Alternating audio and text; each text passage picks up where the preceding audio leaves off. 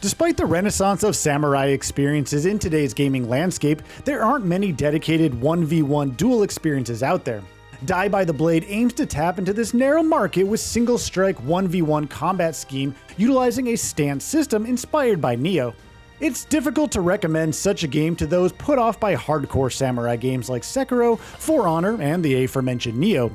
Nonetheless, the developers at Grindstone have carved a unique enough samurai niche with Die by the Blade, warranting further exploration.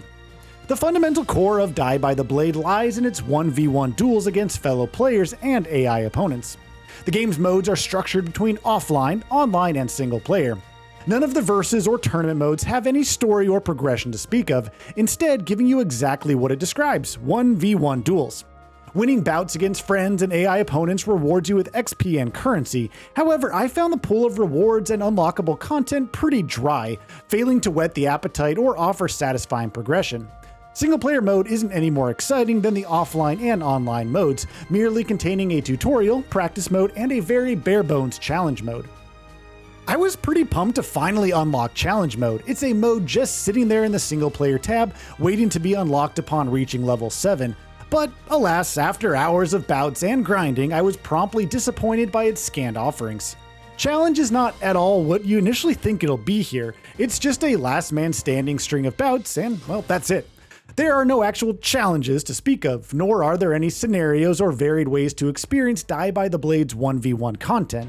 It was precisely when I unlocked challenge mode when I was struck by just how shallow Die by the Blade's content actually is. Every mode is just the same 1v1 duel wrapped in a different menu. The only real variety present in Die by the Blade are the cosmetic items you can purchase with currency obtained through duels. The customized menu contains all purchasable weapon skins, character apparel, banners, and taunts. Thankfully, Die by the Blade offers a generous variety of outfits and weapons to purchase, so you can at least look cool winning all those ranked matches. Even better, there's no microtransactions or online purchases here to speak of, which is always something worth praising considering, the state of the industry. There's not much else to say regarding customization other than this game, well, it has it. I just wish character faces had any semblance of emotion or animation to them so I could actually enjoy looking at the cosmetics worn by characters. The team at Grindstone has addressed the facial animation issue, stating that they're patching it near release, but I'm not holding my breath for a markedly drastic improvement. But on to the real reason anyone will want to play this game in the first place: the fighting mechanics. Die by the Blade's battles are 1 versus 1 duels where a single stab or slice spells defeat. You must rely on twitch reflexes and samurai concentration to win these lightning-fast bouts. Switching between the high, mid, and low stances should be seamless in a sword fighting game like this, but it feels a tad clunkier than it should due to stances locking during attacks. You can queue up another stance when it's locked, but I found this to disrupt triplet links, aka combos, hurting combat flow as a result. Linked triplets are devastating combos that break through auto blocks, cost less stamina, and strike quicker. It's yet another technique that should feel seamless to execute, yet rarely is. There's no indication when to time your attack chains, so it comes down to just trial and error. Other fighting games give the player intuitive ways to perceive attack timings that combos require, whether through blinking lights, indicative sound cues, or unique animations. Die by the Blade has none of that to aid you in executing combos. Now, in particular, I found the vertical slices the most stubborn to link with combos. To the game's credit, each weapon type has its own unique combos, but good luck memorizing all their unintuitive timings. After 5 hours of play, I still found linking triplets to be a clunky risk not worth mastering. The disruptive stance locking, lack of input cues, and general pace of the combat flow make Die by the Blade a bigger hassle than it's worth at times. By far the most fun and reliable way to fight in Die by the Blade is countering by matching stances with your opponent. As long as your opponent doesn't execute a finisher, you can auto-block attacks merely by matching your opponent's stance. Parries are executed by tapping L1 right as your opponent lands a strike. Just be wary of your stamina. If it depletes, your blocks will get broken and you won't be able to attack. Canceling your attack mid-swing, also known as a feint, feels pretty good in this game, especially when you're duking it out against other intelligent human players in PvP. At the end of the day, I just never found the combat in Die by the Blade to feel particularly fluid, fun, or even exciting.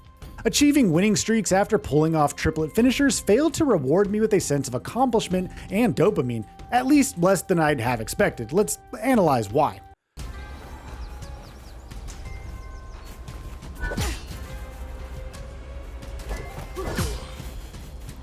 The combat in Die by the Blade rarely rises above its rock, paper, scissors DNA. Sure, you can string combos and do things like roll around in 4 directions, but with how unintuitive and unreliable combos are to pull off, you'll find yourself sticking to the tried and true reactionary parry strategy. Winning matches comes down to reacting to other players' movements and whittling down their stamina. This combat pattern is fun to master for a time, but it starts feeling repetitive pretty quick. Even with the different weapon types and combos available, there's a lack of depth here, making it feel like a glorified rock, paper, scissors game of fast twitch reflexes. It doesn't help that movement feels slow and stiff, with no way to run or jump, and an excruciating walking pace accompanying every move. Unfortunately, Die by the Blade doesn't have any other content that can mitigate its combat shortcomings. There's no campaign mode to speak of, and the scant amount of story and lore are relegated to brief character and weapon bios written in a shoddy translation. Reading the character bios makes it pretty clear that the developers wanted to world build and give each character unique backgrounds and motivations. Whether due to time constraints or the limited Kickstarter budget, the seeds of world building within the character bios don't get used anywhere else in the game. An absence of cutscenes and story isn't necessarily a bad thing in such a combat-oriented game, but it does put way more pressure on the core combat to hold this game up, which it fails to do after the initial novelty wears off. The most succinct way I can sum up Die by the Blade is lost potential. The core combat can be fun in quick spurts, but the frustrating combo system and lack of meaningful progression and modes render it incapable of holding up the game by itself. I found myself failing to find any kernel of joy I could add for this game. By the end of such a contemplation, it dawned on me that the local multiplayer novelty is at least something worth celebrating. The best thing I can say about Die by the Blade is that it feels like a cool, slightly more fleshed out version of the samurai minigame from Kirby Superstar. Distilled to its fundamental essence, Die by the Blade is a reaction-based 1v1 samurai dueler. It's decently fun for some quick skirmishes with friends, but the novelty only lasts so long before you leave it behind to play a game with more meat on its bones. And that brings us to the end of this video. A quick request before we conclude. We upload new videos every single day, and if you like what we're doing, please consider subscribing. It really helps us out. Also, don't forget to enable all notifications by clicking the bell icon so that you can receive daily video updates. Thanks for watching.